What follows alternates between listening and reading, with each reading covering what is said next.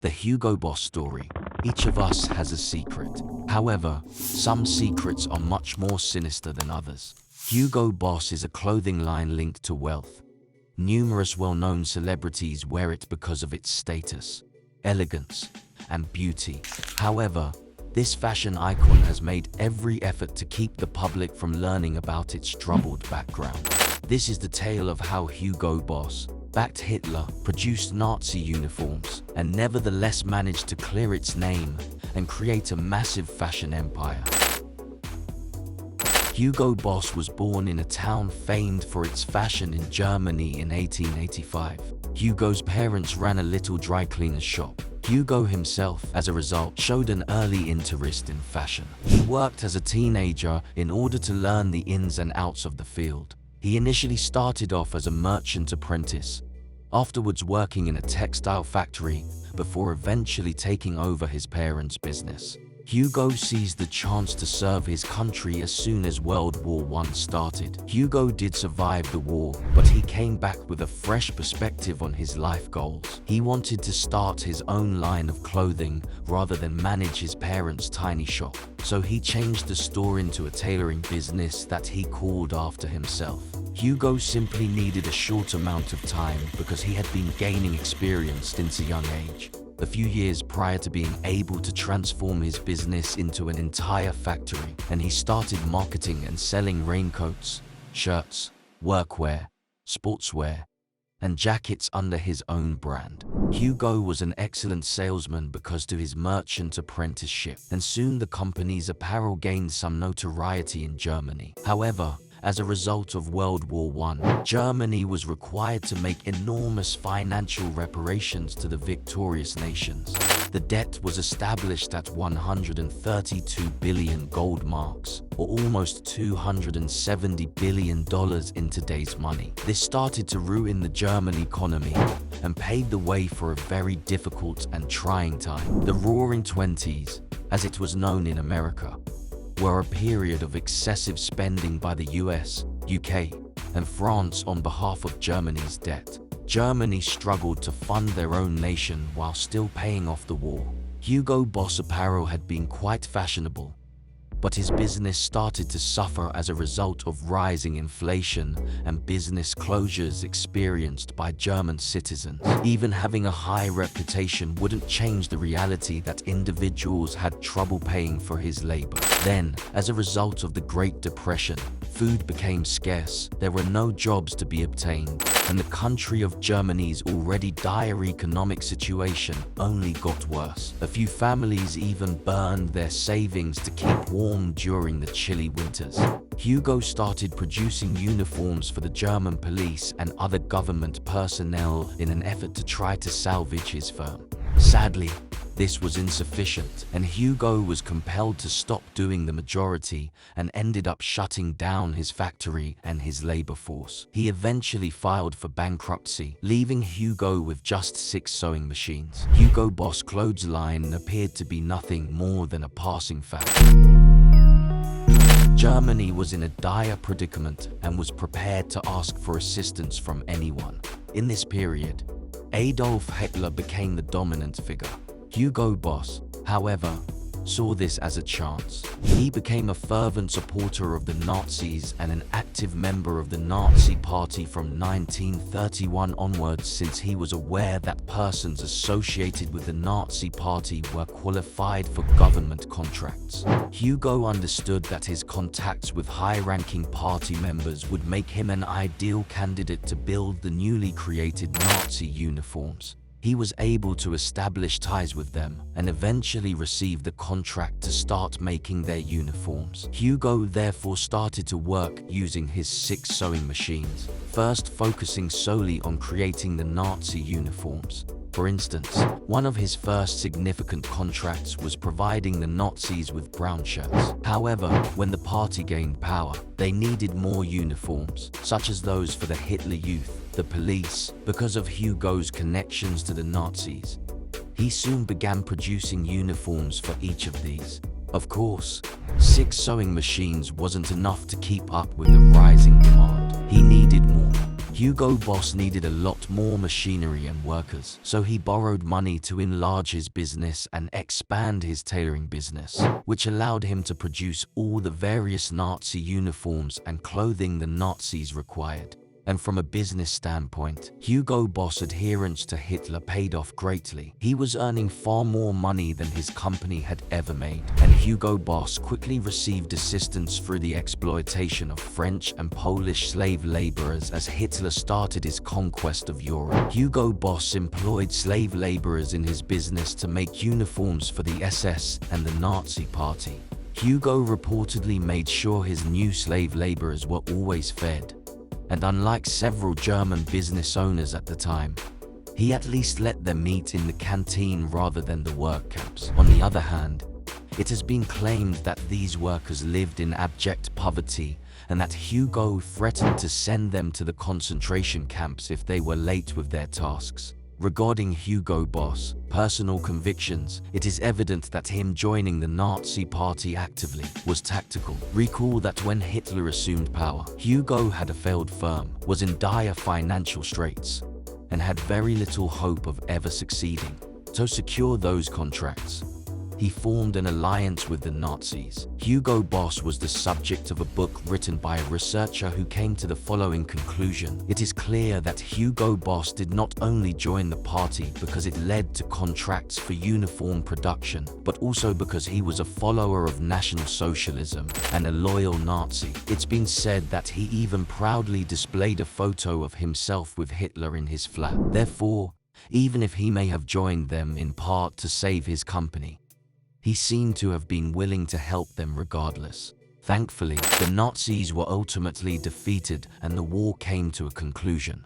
Hugo Boss was also prohibited from running a business since it was discovered that he was a Nazi Party activist and financial supporter. Hugo Boss passed away only a few years later, in 1948. So it makes sense that the business that bears his name would pass away too. But of course, that's not the situation today. We all know that Hugo Boss is a billion-dollar fashion powerhouse.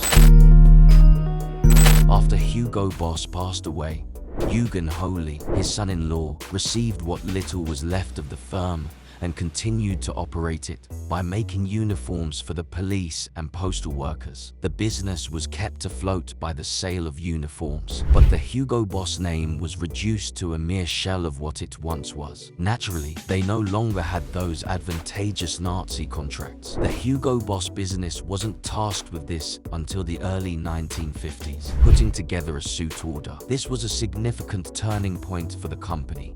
Eugen noticed there might be a chance to rename the business and shed its Nazi history because the suits they produced appeared to be highly popular.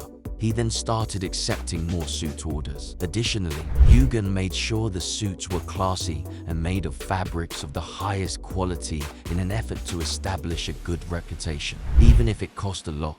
Hugo Boss evolved from just being a uniform brand to a genuine German fashion tailor as a result of Eugen's decision to produce high-profile suits, such that Hugo Boss immediately rose to prominence among German men looking for fashionable suits. Hugo Boss expanded the business beyond what it had been when Hugo, the company's original founder, had been managing it as a tailoring shop under the direction of his son-in-law. Naturally, the business did everything it could to keep the original founder's political opinions and activism a secret because they knew it would be terrible for its reputation if the public learned the truth. However, they were always fighting to separate themselves from its founder and the enormous sums of money he had made by financing Hitler. However, Eugen retired in 1969 and transferred ownership of the company to his two sons, marking the third generation to own the business. Furthermore, these two brothers had greater aspirations than their father. They were adamant about turning the business into an international icon of fashion. Hugo Boss was initially marketed by the two brothers who succeeded their father in running the business as a luxury suit brand. Although offering such a limited selection of apparel would seem like a restriction, it actually allowed them to concentrate on the quality of their offerings and excel in men's suits rather than being merely average at a range of things. Their goods immediately gained a solid reputation as a result. You see, at the time, only German materials, which were renowned for being a little stiff and heavy, were typically used to make suits, while the two brothers made the decision to deviate from German tradition and started using Italian fabrics that were softer and lighter. To enhance their output, they also updated their factories and added personnel. The two brothers' modifications carried out their father's desire for Hugo Boss, being linked to German greatness after World War II rather than Nazi Germany. The brothers also engaged in another action that was unusual for them at the time: sourcing goods abroad. Today, almost all large businesses employ such practice, but at the time, it was comparatively uncommon for a proud German corporation to redistribute its production. Not only that, but given that the business had now strayed so far from its initial starting premise of producing uniforms and reasonably priced workwear, the brothers decided they needed a rebrand and started selling the product under the name Boss, and the business appeared to be doing well under the ownership of these two brothers. Because of the Yuppie movement, which started in the 1980s, more and more people started aiming to be CEOs and business owners, and wearing a fashionable suit was a staple of that appearance. Even though Boss initially concentrated primarily on just men's suits, this alone was incredibly successful due to the high-quality materials, significant advertising campaigns, and sponsorship relationships. But soon the brothers saw they could make far more money by diversifying into new product lines after they had solidified their position as a well-known suit brand in numerous nations. And so, starting with the Boss #1 for men, they started providing their male consumers with a lot more in 1985. Another idea they had was to sell their own scents. This one cologne would turn out to be one of Boss' most successful offerings and serve as the foundation of their now enormous scent industry. The company joined the German stock exchange shortly after this, and in just a year, Hugo Boss had more value than the entire group of German menswear producers. The brothers were extremely successful with the company, but they were also worn out and wanted to shift their attention to something else after devoted so much of their time to it. As a result, they sold the majority of their shares to Leighton House Group, a Japanese firm, in 1989. For a while, the brothers continued to have some influence within the business, but they were no longer in charge of sales, distribution, or general administration, and soon it seemed as though they had sold their shares at the ideal time. Hugo Boss' phenomenal success will finally come to an end once more as a result of unstable economic conditions. Due to economic unrest in several of Hugo Boss' main markets, like Germany and the United States, high-end fashion became considerably less accessible to the general public as the Yuppie era came to an end. Hugo Boss stock traded at less than a quarter of its original value in 1993, barely 4 years before they had sold their shares. And as sales dropped even more sharply, to salvage the business, the new owners understood they had to move quickly. They divided the brand into three first. The Boss brand would continue to sell expensive suits, but they also developed the Baldisserini brand, which was given the name of Hugo Boss head designer and served as the company's premium fashion division. Finally, a fresh company called Hugo that targets younger consumers. Additionally, they provided some less expensive goods so that people could buy despite their tough financial circumstances. They can nevertheless afford to buy apparel. The business also made an effort to shed its reputation for being too masculine, and soon started offering women's clothing and perfumes as well. And when all of these improvements were taken into account, the business did actually appear to be able to draw in more clients. And throughout the late 1990s, profits significantly rose. But after CEO Peter Littmann left the company in 1997, Hugo Boss passed through a series of CEOs who failed to go on where Littmann had left off. Ultimately, Baldisserini, the head designer for Hugo Boss, who took the position himself by standing up. At first, he had second thoughts about accepting the position because several CEOs had already tried and failed. However, he eventually accepted the position, and it was he who determined that Hugo Boss should expand further. As a result, the brand started selling sportswear, casual clothing, and accessories, including accessories like knickers and sunglasses. He also understood the effect fame had on the brand, so he started collaborating with the movie business to supply Boss-branded wardrobe pieces for some of the highest-grossing films of the 1990s and early 2000s.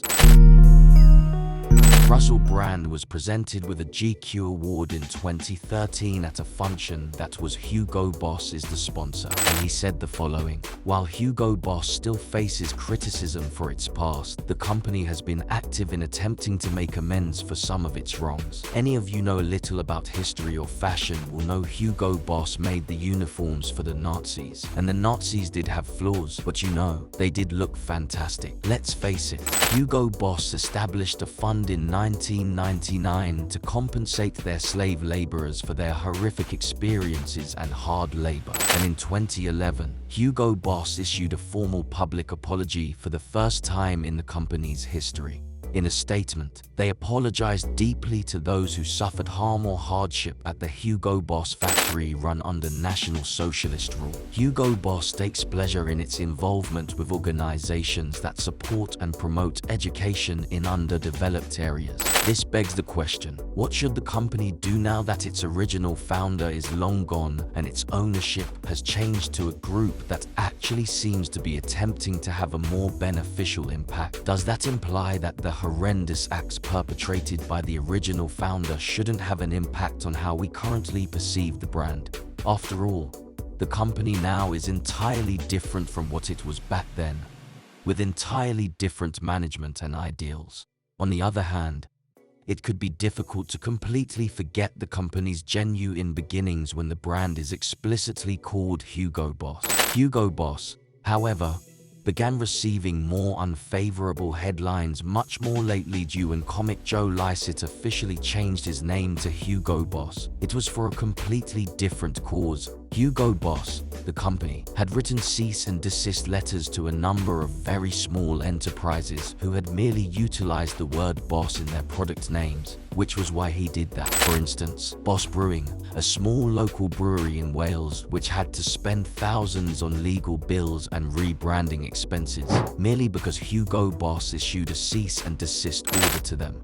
Even though this was a modest company operating in a completely separate field with no connection to fashion or clothing, Hugo Boss claimed that certain of their drink names, such as Boss Black, violated the trademark of Hugo Boss. Joe Lycett tweeted, "It's obvious that at the rate Hugo Boss hates people utilizing their name. Unfortunately for them, I changed my name by deed poll this week, making Hugo Boss my new legal name.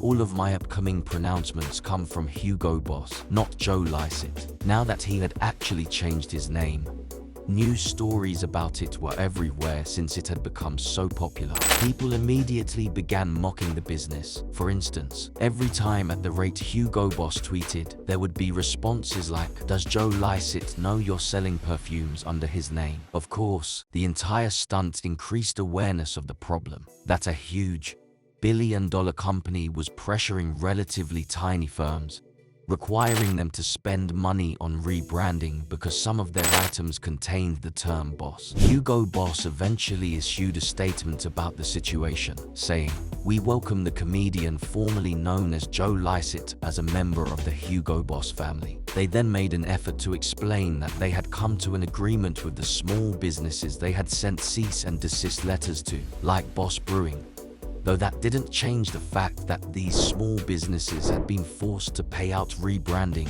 and legal fees that they could barely afford. What surprises me the most is how many of the world-famous fashion companies we know today have such troubled pasts.